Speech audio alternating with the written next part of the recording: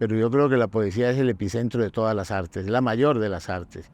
Tiene la música, tiene la arquitectura del poema, tiene la plástica, pero para mí la esencia, si me dicen tiene que dedicarse a una sola cosa, pues estafando a quien me lo pide, digo la poesía, porque ahí están las otras artes también.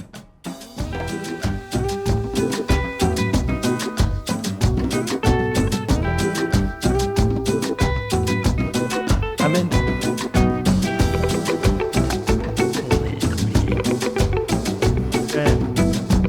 Date. Bienvenidos.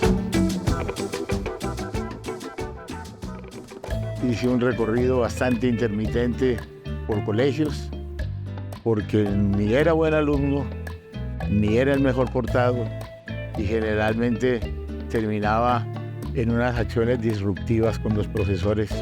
Volvió un tío que estaba exiliado en Chile, uno de los fundadores del Partido Comunista, que hizo un libro en el año 26, que fue el único libro de poesía vanguardista, Luis Vidales. Cuando él regresó, pues yo tuve la fortuna de estar cerca a él, que sin necesidad de ponerse en un plan pedagógico, decimos, esto es la poesía, para esto sirve la poesía, etcétera, no dejaba de leer poemas en las horas de comida, del almuerzo. Y a mí esa poesía que leía, pues yo no la entendía, pero sí sentía que había unos ritmos y unas atmósferas que me gustaban mucho, y yo creo que eso fue definitivo. Monólogo de la mujer que lava el agua. Lavo el agua, que es como lavar la liquidez del tiempo bajo los puentes. Fontanera soy de la secreta grifería del río. Lavo el agua, que es como tocar el arpa de la lluvia, como volarle al tiempo sus esclusas. Lavo el agua para que el árbol me ofrecieron venir a trabajar en Bogotá dirigiendo una galería. Y allí creamos un foco de pintores, de artistas plásticos y de pintores muy, muy jóvenes y de otros muy viejos y ya muy respetados en el canon de la pintura colombiana, como Augusto Rendón, como Antonio Zamudio, como tantos otros. Tengo esa suerte, esa maravilla de hallazgo de haber aprendido, si he aprendido a ejercer la crítica y el periodismo, fue en el suplemento El Magazín Dominical del Espectador, que en la época en que yo estuve no fui el director, sino al final, un año tal. Y no había ninguna en América Latina tan importante, tanto que han hecho réplicas en otros países, viniendo a ver cómo funcionaba la Casa de Poesía Silva. Yo trabajé ahí muchos años, cerca de 15 años, haciendo unos talleres de poesía, de creación. Y para mí eso fue una época maravillosa, no solo porque vi pasar generaciones que ahora están escribiendo de una manera magnífica, muchos de ellos, muchos, y no porque yo les haya enseñado nada, sino porque había la posibilidad del cotejo, del hablar. Fue una cosa maravillosa.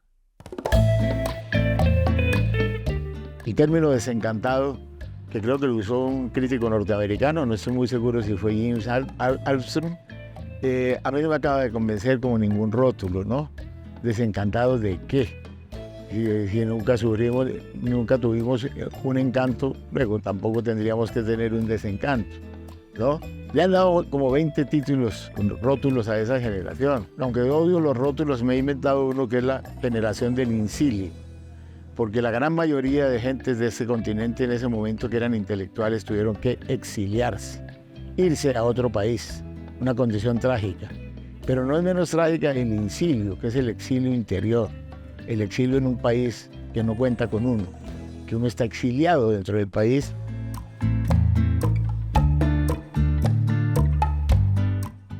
Y tal vez el que más me gusta, no sé, tal vez sea las hipótesis de nadie, las hipótesis de nadie. Nadie es un fantasma que recorre mis poemas, y es la idea de cómo somos nada, somos la nada antes de nacer y después de morir. Somos nadie antes de nacer y nadie después de morir.